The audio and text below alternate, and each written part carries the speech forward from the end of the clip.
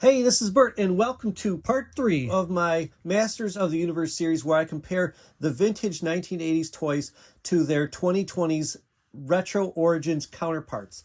And in part 3 here, we are going to look at the vintage figures that were first created in the fourth wave of Masters of the Universe figures back in 1985 and compare them to the Masters of the Universe Origins toys that match up with them, that were created in the last couple of years. Now, just a little reminder about what I'm talking about, what I'm not, and how I'm grading everything. I will not really be addressing the articulation because, with just a few exceptions, that same articulation is true for all the figures. What I will be talking about is the changes in sculpt, colors, and paint applications that the modern Origins designers decided to make. Each figure will be rated on a scale of 1 to 5 based on these decisions. 3 means few, if any, design elements were changed, or in some cases, good design choices balanced out poor ones. 1 means that design changes especially hinder the look of the figure compared to the original. And of course, 5 means that the design of the figure was changed in a dramatically good way while maintaining the overall feel of the old toy. So let's jump in. First up is Dragon Blaster Skeletor. My brother was always fond of this one, especially I think this one was his officially. We somewhere down the line lost the chain. For the Origins Skeletor, the face is maybe one of the better Skeletor ones, but still not what I want. I think that it comes down to this space underneath his cheekbones where it's purple. I think it just needs to indent a little bit more or something to make it look more like him. As far as, faithfully copying this guy, I think it's pretty good. I would say, because it was a deluxe figure and all, that this wasn't enough to really make it deluxe. I mean, I think he came with the staff and the sword and everything like that, but I would have liked to seen an alternate back plate. Could you imagine that, where it's just the same thing, only no dragon on it, and then you take the chain off of this squirty dragon, and you'd have this separate little mini guy that was designed to be on the ground, because it is a little weird picturing Skeletor being like, "Hey, let me give you a piggyback ride." I don't see that in his character. I would have thought that had been a cool option. Maybe they could have even designed the dragon to be removable off the back, something. I was hoping for more. But I'm going to give it a 3. They didn't really move forwards or backwards with this one, except for maybe the face is a little bit backwards. Next we have Grizzlor, and if you know anything about the old Grizzlor, it's essentially like you got this flat plastic thing with a furry bag that has 5 holes cut out of it, made for it. It's a pretty cool, fun design and a great way to do it. I gotta tell you, with this Origins one, I just can't even believe that they made his head and his waist separate pieces from his torso. I was impressed by that. I just thought that was not going to happen, and to see them do that was pretty cool. The chest thing now like contours with his body a little bit better. It's shiny, whereas the old one, maybe some of the old ones were shiny, right? That's one of those things where some were matte, some were shiny. But I got to tell you, even though design-wise they didn't really change him too much, I'm going to give this guy a 4. I just think the shock factor of that they were able to do that was pretty amazing. It makes me even almost forgive them for making this guy some hard-to-find exclusive that was kind of expensive. Next, we have Hordak, and really not a lot of design choices made here. This armband that we just saw in Grizzlor actually is a separate piece, and that was kind of a cool idea, so they could save some money, I think. Use the basic arms for him. His head is of much yellower color. They scaled back the gray and black around his eyes, and his cape is now not a thin piece of plastic, but a harder, thicker, sculpted piece of plastic. So, I mean, I like the sculpted plastic. I miss the old look of this Hordak with the big black lines under his eyes.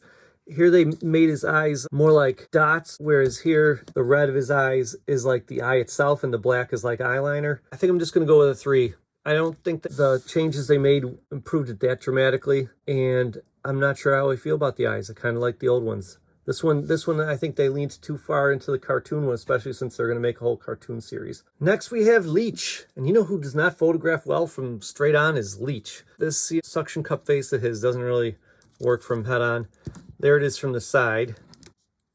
And you can see the green is a little bit different, and they made his head now match his body more than his arms, I think, which is a weird decision.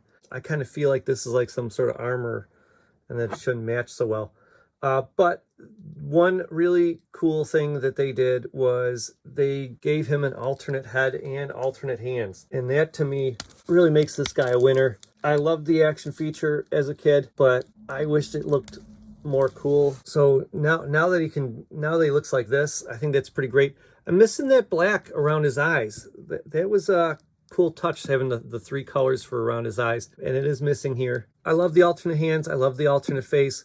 I'm going to give this guy a 4, though. I just think that the head not matching the arms and legs was an odd choice. And I kind of feel like that black around the eye was kind of essential to his look. Another thing that I thought was an interesting choice, though, was his feet always looked like they were suction cups like everything else, and they just totally weren't. But here they actually made them suction cups, so that was a kind of fun feature. Okay, but I'm gonna stick with my 4 on this one. All right, there once was a spiker who hardly could stand, and that was because of a rotting rubber band. Poor guy. Yeah, this guy's about to go. You know, one of the first decisions they made when they were making these was to eliminate the bounce back spring-loaded action feature. And if you're gonna do that, then really there's no sense in having his spikes stick in and out. This solution was fine for me, where you just you pop it off, and if you want it short, you can make it short. It's too bad they didn't make him vac metal. I think a pretty decent solution to that. So I'm going to give this guy a 3. I don't think they're really moving forward too much with this guy, but they didn't move backwards either. Mantenna. As a kid, I did notice that he's got 4 legs. They were sculpted as 2, and I did always kind of think that was a cop-out. You would think that by giving him the 4 legs like he properly deserved, that this would be a surefire 5. Especially, I mean, they handled his popping out eyes really well, which was, I think, a real big challenge, given that they couldn't use his torso anymore for that feature. You know, the old one obviously popped the eyes out from a lever on his torso. Here, if they wanted to make his head move, they couldn't do that, so they figured out a way to do it on his head. Problem is, you can't leave his eyes sticking out. There's a spot where the lever locks, and this does not have that. You can't ever just hold his eyes out, as far as I can tell. But that's not the real problem. There's 2 other problems I have with this guy. Every single other Origins figure has gone really bright with the colors, and this guy, they just went crazy dark with that dark blue. It almost just looks like black. So that's number 1. But the real one, and I would have overlooked that too and given this guy a 5, but his torso is just so terrible, so bad. Look at how little detail it has. And I think the detail is there, honestly, because it's there on the back, but on the front, it's just awful. And I think they just glopped on too much paint. And maybe this is just mine. So this guy, I'm going to still give him a 4. It's cool that he's got the extra legs, but the darkness of the limbs and the bloopiness of his torso really, really hurt. I wanted this guy to be perfect. I wanted this guy to be the best, and kind of turned out sort of lame in the torso.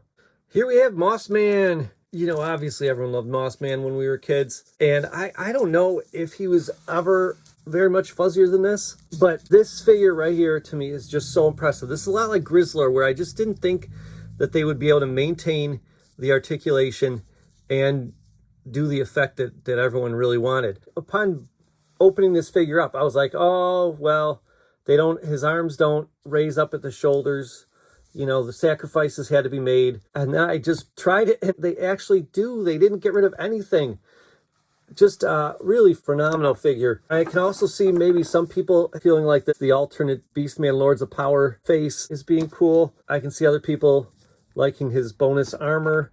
I'm not going to do anything with either of those things. Personally, they're just going to go in a baggie somewhere. The fact that they could have so much articulation on a flocked figure is really just astounding. And I just love the way the flocking feels. And that's what I was getting at earlier, was this ever what the toy was like when we were kids? I kind of always just remember it as being like this scratchy sort of thing, but maybe You know, maybe I, number one, got mine at a garage sale. Maybe over time it just got like that. They didn't really change that much, but I'm still going to allow this guy a 5. I like that they got rid of his side eye. Do all Mossman have side eye like that? He's like, "Mrr." Considering they went and made that new face for Beastman, I was surprised. Why didn't they just use that closed mouth face for Mossman?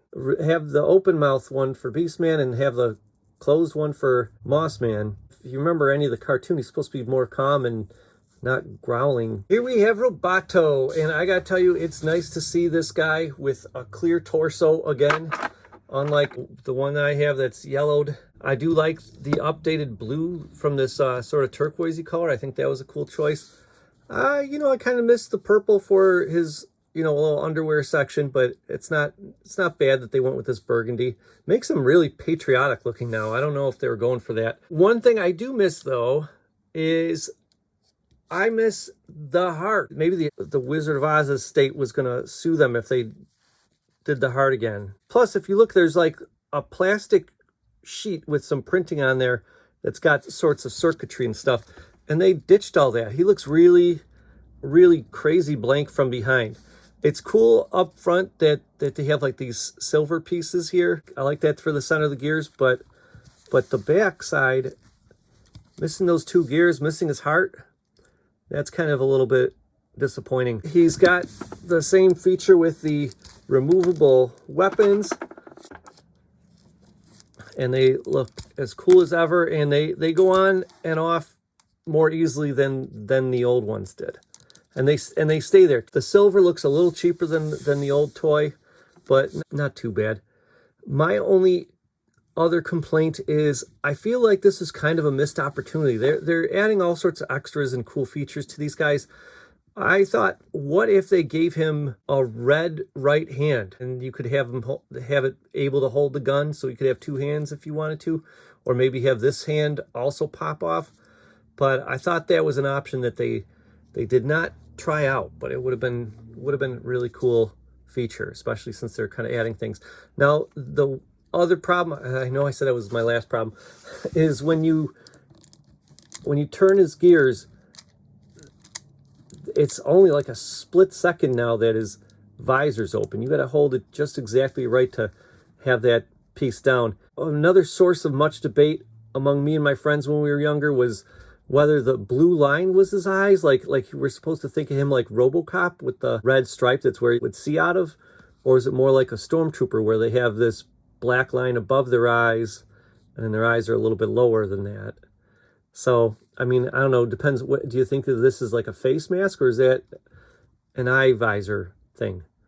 I don't know. I don't even know what to tell you guys.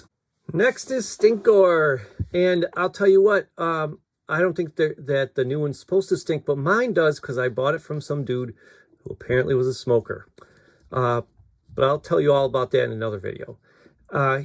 The major change here is the white around the eyes is a little bit thinner, and the orange is a little bit darker, a little bit redder, not as yellow as the old one. And what that does, unfortunately, is it makes it really hard to distinguish the red parts from the orange parts. Here, they're pretty well clear, you know, but we don't even see that design hardly at all. Real life, you can see it a little bit better, but on screen, it's practically invisible. So I'm going to give Stinkor a 2. He's a little less cool than the old one. Cyclone is here, and Cyclone had that feature where you spun him around and everything like that. And at first, I thought they had gotten rid of it because I got this figure used, so it didn't have any of the packaging. Then I realized how it worked. I had to look this up on the internet. You have to separate him, and then you can spin him just like the old toy. What a cool decision that they made there, because now you can pose the figure, you can hold poses, and he's not prone to just like spinning every which way all the time, because he would do that. But at the same time, you can spin him around if you want to. Not only that, but I like his extra features that they gave him. He's got this little thing that can snap on here, and you know, be up here, can be down here. This is how I like it.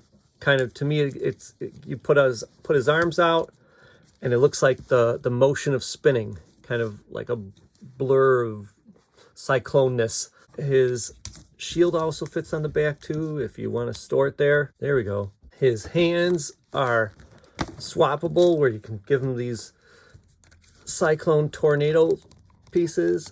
Pretty fun effect. Looks a little silly, but you know, this is Masters of the Universe. Everything looks a little silly.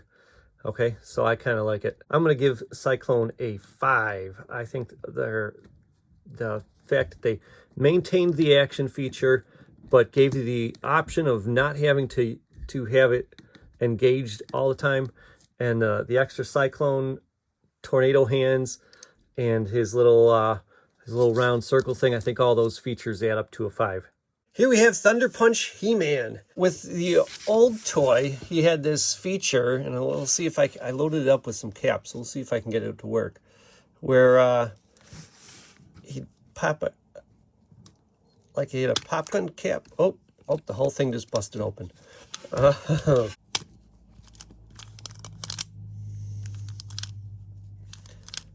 Yeah, and that's supposed to make a cap gun pop sound. I don't know. It's the one toy that gives you directions, and whoever, I'm not going to take the blame for this, but whoever owned this before me really did not keep it clean like they're supposed to. Yeah, I don't suppose that's going to work. Okay. Well, anyways, it would make a loud cracking sound like shooting a gun in an old Western movie. And the new one has updated that with spring-loaded action. This is the only modern Origins figure that has a spring-loaded waist, I think. Okay. I mean, it's not nothing. They're proud of their sound. You can see into his back that it's open to amplify the thunder cracking sound that we just heard. I could not get this thing off. I didn't want to ruin it. Anyways, as far as the action feature goes, we know that they've kind of given up on most action features, but they brought it back for this dude. And I thought they did a decent job. What I like is this little glowing fist thing. That's cool. I like that we got this the golden He-Man sword. The shield is very silver. Is this actually discoloration on mine? That mine's so very gold? I don't know. On my old one, I think they did a decent job capturing him and making his armor a separate piece. I thought that was a good thing. I mean, I think we all knew they were going to do that. They captured the look of the old toy pretty well. I don't mind the extra holes to reveal what little sound there was. So I'm going to give this a 3. I don't think they really made that many decisions to change it. They just knew he had a cool look, and they captured that. So that wraps up my comparison of the vintage Masters of the Universe 1985 wave of figures and their corresponding Origins figures. Please like and subscribe so you know when I release my next 3 videos where I look at the 1986 wave and the 1987 wave. Plus, let me know down below, are there any figures where you think my rating was way off? Which figures did you like that I didn't like so much, or vice versa? Let me know in the comments. I'll see you next time.